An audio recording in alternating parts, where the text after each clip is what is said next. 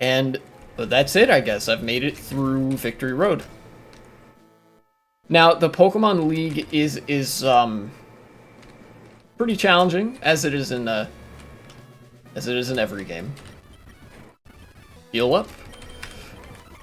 So I'm going to take the opportunity to stall out a little bit and talk about, well, right now everybody's talking about Twitter, and of course I don't intend to be the exception to this. I'm going to talk about Twitter as well. How far indeed it has fallen from being the premier breaking news website particularly about emergencies and political developments that occur over a very, very short period of time, into now basically becoming a far-right cesspool nowadays. And I need to sell some things. But the latest development in Twitter's death cycle, as opposed to its life cycle, I think everybody pretty much knows that is well and truly done. The latest development is that there have been a large number of outages. It's been a sharp increase from the norm because Elon wasn't paying his fucking bills. So Elon tried to pitch this as a rate limit where people could only interact with so many tweets per day. 6,000 for verified people, 600 for non-verified, and then 300 for new users. Obviously, that wasn't really an absolute thing either. There was some variation there that ended up meaning that some people never encountered this issue. Some people, it seems like as soon as they logged on, they saw a rate limit exceeded, whatever. People couldn't use Twitter. The site was breaking down, it was falling apart at the seams, and for some people, the app wouldn't launch at all. There were a lot of Twitter outages reported. 7,000 or something, up from like 70, so 2 orders of magnitude more than usual. And as it so happens, the reason for Twitter collapsing like that, I think, I don't know if I still have the tweet up, I don't think I do, was that Twitter uses a service from Google or maybe Amazon, a hosting service. So when you log on to Twitter and you're using data from Twitter servers, that is server space that they've rented out from Google or Amazon or whoever it is.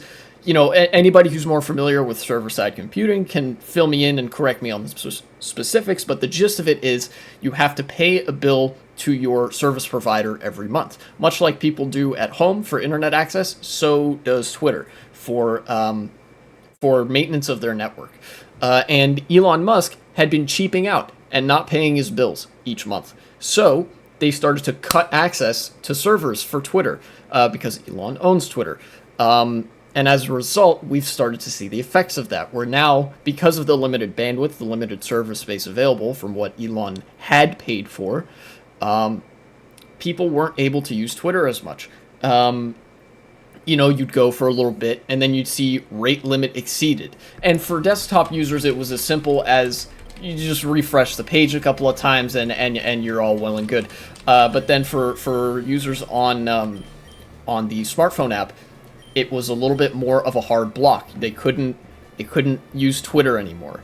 And believe it or not, it's so funny, the continual cycle of things that might be the thing that ends up doing Twitter in, because this might be it for Twitter. Twitter has now not just become like unusable in terms of like Nazis populating the site, in terms of the regulations being so poor that like people who absolutely should be banned are not getting banned, and people who say the word cis are getting banned, and like Nazis are staying up no problem. You know, now the site is literally ceasing to function as a collection of lines of code and shit like that because they're not getting the server usage they need to get because Elon isn't paying the fucking bills. And so that's driving up the hype that was already very much present for Blue Sky, the Twitter clone that Jack Dorsey and some other former Twitter people have been building up, and I think that is going to be the next Twitter for what it's worth. And of course, people are leaving en masse to go to places like Mastodon, places like Substack, places like Tumblr for some people. You know, basically, Twitter is no longer a suitable means of people accessing a broad-ranging public square to find breaking news. You know, it's no longer viable. And I, for one, am totally here for it. I frequently get more engagement, more positive engagement on Mastodon, and while Twitter is very funny, it's not that good for breaking news. I would almost rather, like, just lurk in somebody's live stream, because I think some of the live streamers that I watch, one of them being Xander Hall, another one being Vosh, and, you know, Demon Mama as well on occasion, I think if you have a political live streamer that you watch, they would be a more reliable source of breaking news than Twitter. Twitter's like a cesspool of disinfo now. And like, to some extent, that's unavoidable when one of the big news topics is a war that's raging in Ukraine. Wars are the subject of a lot of disinformation campaigns because, you know, there are opposing governments that have a vested interest, blah, blah. But now it's even just regular news stuff to such a degree where you have to be like a media literacy expert to decipher, okay, is this just a load of crap, or is this something that's actually happening, and what's the bias here, blah, blah. You know, some shit that makes it sound like I'm about to start advertising for ground news, but I'm not. And the reason I want a replacement for Twitter to arise, and why I'm kind of excited for the downfall of this social media hellscape, is actually for that exact reason. There needs to be a good online public square where people can have access to breaking news in a pretty reliable and easy fashion. And I think Blue Sky is going to be that. You know, for all the shit that Twitter rightly got even before Elon Musk purchased the platform and ran it the fuck into the ground, one of the things that it was uniquely good at is publicizing news stories extremely early in their life cycle, and making citizen journalism all that much more accessible. And basically, it sort of elevated the news consciousness of the user base to such a degree that, I don't know if anybody's noticed, but we don't need the 24-hour cable news cycle anymore. The amount of times that cable news has been referred to in like my newsfeed, in reading the news and watching people cover the news, has dropped precipitously.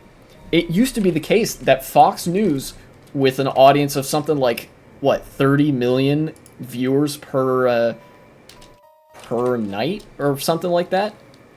I don't know. It was a lot of people. Was the most prominent news network, either in TV or online. But now MSNBC has even surpassed them, not by virtue of MSNBC getting more viewership, but by virtue of Fox News losing viewership.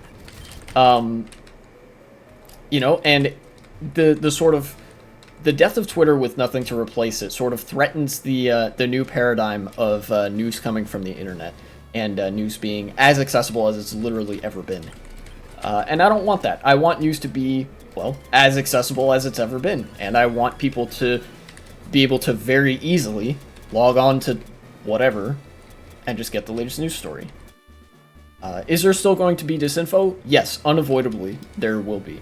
But in the former Twitter world, where it wasn't quite the Elon Musk hellscape that it is now, it was at least much more possible to navigate that disinfo.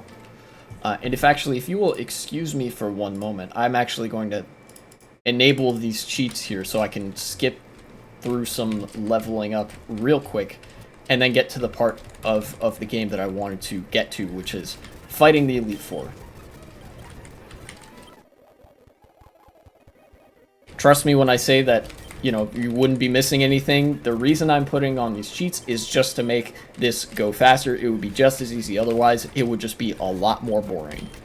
So I'm going to get my team to level 57, and then you know, I talked a big game about leveling up all my other Pokemon, which I might do off stream, but you guys are not going to see the on-stream version of me going through and leveling up every single one of my Pokemon to be in such a state that I could challenge the champion with them if I wanted to. I think that's going to be mostly a thing for off-stream me to play around with. And this stream I want to focus on beating the Pokemon League. And of course, need I also mention that one of the greatest blunders that Elon Musk's Twitter has committed has been that they've banned a disproportionate amount of trans users from the website, which means that they are missing out on their best customers, their best posters, their most funny users. Yes, this is the Hassan argument, but he was correct when he made that argument. In fact, I don't know if he's ever made an argument that was so correct. That's how on the nose and spot on this analysis was from him.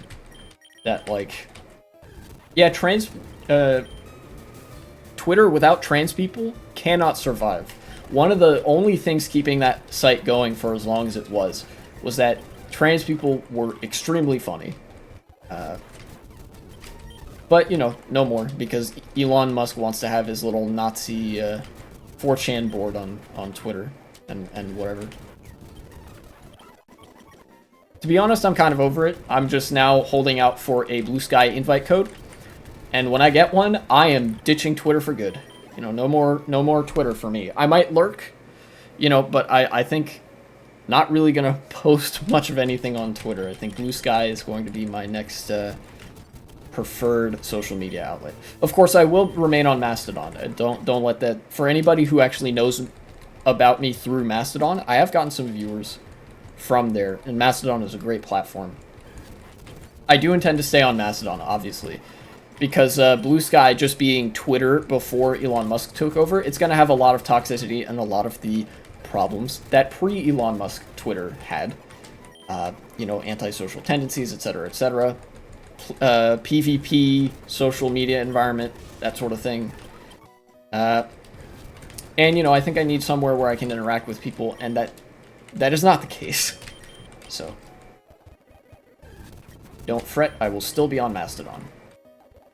And I will try to post stuff on Mastodon. You know, a lot of times Twitter's just so much faster to update and whatever. And, you know, I haven't quite integrated myself into Mastodon to such a degree where I'm, like, getting the kind of posts in my feed that I would get on Twitter. But if I can manage to do that on Mastodon, you know, find a bunch of accounts that post frequently and whatever, I can sort of be the, I don't know, reply guy, for lack of a better term, hanging out in people's mentions and whatever, occasionally post some unique stuff of my own. You know, and get my news from there. At least in part. I think Blue Sky, like I said, is going to be the much more preferred and much more optimal place for gathering breaking news on something than Twitter is now, and than Mastodon is. Did I say Mastodon? I mean, Blue Sky is going to be the optimal news collecting website in the wake of Twitter dying.